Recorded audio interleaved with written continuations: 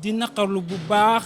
suñu taxawaay tey fii ndaxte bi mooy ñaareelu yoon bi ñu dugal demande d'autorisation de marche au niveau du sous-préfet mu bañal ñu ko fi mu teg bañ bi mooy day bañ rassemblement parce que Covid bi lay bañ mu law mais li ñu jaaxal moom mooy li muy bañ wala rassemblement boobu nit ñi def nañ ko ajuma bi passé ak ñoo lànk fi nga xamante ne foofu la coronavirus bi ëppee ci Sénégal muy Dakar. ñaareel bi ci topp marché Thiaroye def nañu ñoom également ñoom seen point de presse seen rassemblement ak yeneen gox-goxaan yi. jaar nañ ci procédure légale yi pour am autorisation de marche mënoon nañ sortir en masse par force mais defuñu ko. di waxaat ne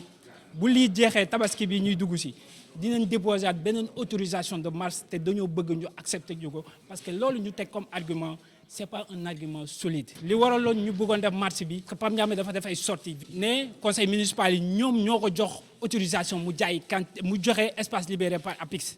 ñun nag loolu xam nañ ne conseil municipal yi defuñu ko parce que ils ont fait def nañ benn sortie pour démentir loolu. te ñun li ñu ko doon laaj moom mooy su fekkee loolu am na jox ñu ay kayit li firndeel loolu parce que administration noonu lay doxee.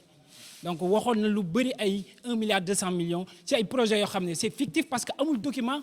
encore moins amul autorisation de délibération d'attribution donc ñu gis ne am na lu nekk ci suuf loo xam ne ñemewuñu ko wax parce que jox na ko ay commerçants yoo xamante ne dañoo bëri doole ñun nag li ci suuf loolu la ñu bëgg a xam bu fekkee loolu dëgg la ni ñu wone ay kayit. parce que ni mu acharné ne da koy joxe par la force te amul kayit fan la sukkandikoo force boobu ñun nag li mu ko jaral nañ lépp loolu parce que ñun ñoo dëkk ginnaaw raay di fi yeewoo di fi fanaane. conseil municipal yi ñoo def benn sortie médiatique ne ñoom ils n'ont jamais délibéré.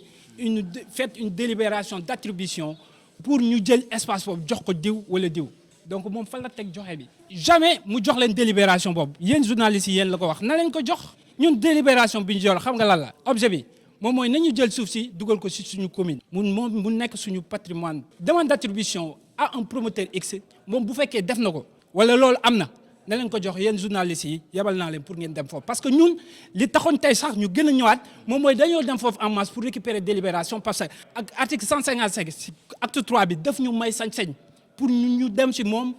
mu jox ñu ko mais dafa bañ loolu it élément la bu taxoon ñu génn pour manifester loolu parce que moom amul kayit donc on peut pas laisser passer. waaw centre commercial bi Bira Lay moom moo fa nekk moom mooy directeur bi woo nañu benn réunion. avant monsieur le maire di def loolu ci réunion bi dafa ne ils ont vendu plus de 70 cantines et dans la note de délibération qui est sous observation xam ngeen ko mooy ñoo ngi koy saytu ba léegi boobu lañ jot te monsieur le maire boobu la wone la joxe woon dañoo ne dañuy jël cantine yi jaay yi 3 millions 5 millions ñun suñu mouvement dawoon nañ xeex moom mu ne dina jaay moyen mais dans cette note muy délibération boobu qui est sous observation qui n'est pas encore en vigueur amul fenn fi ñu mentionné 30%, 10%, 5 cantines, 20 cantines. On suppose que jaay na plus de 100. Monsieur le maire, il a vendu plus de 100. 372 cantines. 392, autant pour moi, excusez-moi. Plus 177 étals. loolu ñun ñoo ko moom ñun suñu moomeel la APIX moo ko financé à tour de 2 milliards 500 millions. te ñoom 70 la ñu wax ne loolu lañ jaay mais en se référant sur le texte on suppose qu'il a vendu plus de 100 cantines. le maire 3 millions 5 millions loolu la ñu am comme loolu document bi loolu la wax. amul waru ko jaay parce que autorité sous observation amul droit jaay dañ koy saytu ba pare beneen bi si topp mooy est-ce que war na jaay waru jaay. daf ko jaay moo ko wax moom moo ko wax si làmmiñu boppam daf ko jaay te le directeur centre commercial bi wax na ko si làmmiñu boppam waru ko jaay lu tax mu koy jaay. ñun li ñu bëgg moom mooy le maire ñu audité ko ñu topp ko si yoon li muy def. acte de corruption la ñooguma sax ci conseil yi nga xam ne defaral nañ délibération loolu acte de corruption la parce que xam nga lan moo tax ñooñu bu ñu ñëwee conseil li maire wax dañ koy voter te la loi l'interdit également des conseils ne peuvent jamais être contractuels donc pour autant lu tax muy def loolu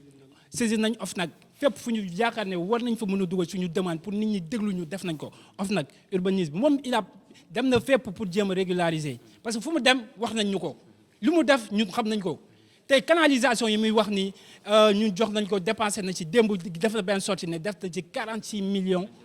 yéen da ngeen di génn yéen journalistes yi ngeen xool wala ngeen may ñu fii ak 2 semaines bu tawee ndax loolu dëgg la wala du dëgg. mais loolu te ñun on se réfère sur les textes sax xam nga ñun suñu combat ci légalité lañ ko teg amul loolu du argument même bu fekkoon ñooñu dañoo xiif ba bëgg a dee du leen defaral loolu.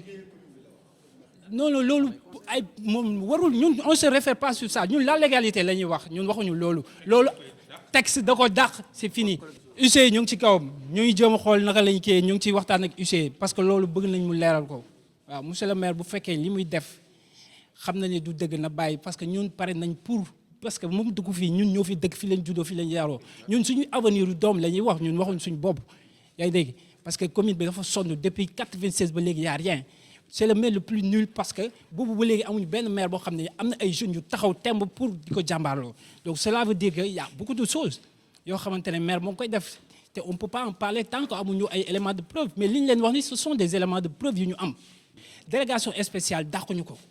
parce que bu fekkee moom mën a leeral mbir yi na ko leeral